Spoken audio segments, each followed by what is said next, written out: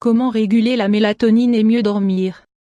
L'obscurité envoie à notre cerveau le signal selon lequel c'est l'heure de dormir. Il est bon d'éviter les stimuli lumineux, comme la télévision ou le téléphone portable, avant d'aller se coucher. La mélatonine est l'hormone chargée de réguler de nombreuses fonctions biologiques, parmi elles, le processus du sommeil et de la veille. Pour cela, il est fondamental de la maintenir équilibrée si nous voulons bien nous reposer et éviter certains troubles fréquents comme l'insomnie. Dans cet article, nous expliquons comment y arriver. Que savoir sur la mélatonine? Dans un premier temps, il est fondamental de connaître un peu cette hormone si importante. La mélatonine joue de nombreuses fonctions spécifiques comme, par exemple, la régulation du cycle du sommeil. Cela se produit au niveau de la glande pinéale du cerveau pendant la nuit. À ce moment-là, elle régule le rythme cardiaque et la pression artérielle. Détend les rétines. Participe à la libération de radicaux libres. Elle se trouve dans le corps entier et synchronise les rythmes circadiens. Ainsi, lorsque les niveaux de mélatonine sont normaux, nous pouvons dormir et nous reposer correctement. Le principal problème de cette hormone, c'est que lorsque nous sommes stressés et mal alimentés, nous sommes trop sédentaires et nous nous exposons trop à la lumière artificielle le soir, ces niveaux diminuent. Le résultat? L'insomnie apparaît. De plus, la mélatonine stimule la production de l'hormone de croissance et de réparation des tissus et des muscles. C'est la raison pour laquelle lorsque nous sommes petits nous avons besoin de dormir plus que lorsque nous sommes adultes. Mais également si nous sommes malades ou si nous avons fait trop de sport, le corps demande plus d'heures de sommeil. Comme si tout ceci n'était pas suffisant, elle remplit également ses fonctions, elle régule l'appétit. Elle est impliquée dans le développement et le fonctionnement des testicules et des ovaires. Il s'agit d'un puissant antioxydant. Elle améliore le système immunitaire en inhibant l'action de certains virus et bactéries. Nous pourrions dire qu'il s'agit d'hormones contraires mais elles agissent ensemble et c'est pourquoi nous avons besoin que les deux se régularisent. Ainsi comme la mélatonine est stimulée par l'obscurité, la sérotonine l'est par la luminosité. Nos rétines captent la lumière du soleil et elle arrive à la glande pinéale. C'est à ce moment que s'interrompt la production de mélatonine et que commence l'élaboration de la sérotonine. Tout le contraire arrive lorsqu'il fait sombre. Il faut savoir que la lumière artificielle ne peut substituer la fonction de la lumière naturelle venant du soleil.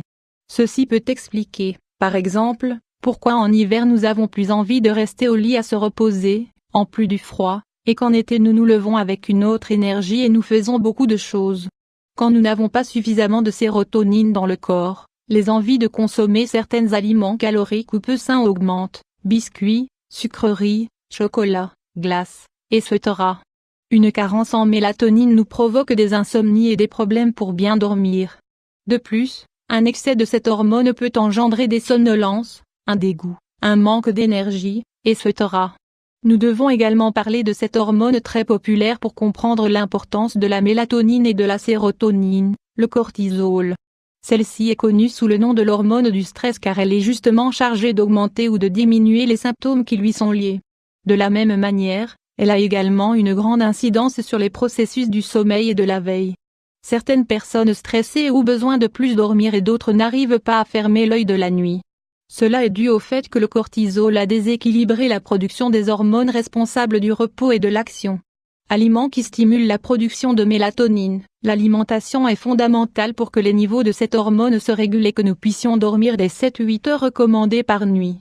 Surtout on conseille de consommer des fruits tropicaux, comme l'ananas, ou des agrumes, comme l'orange.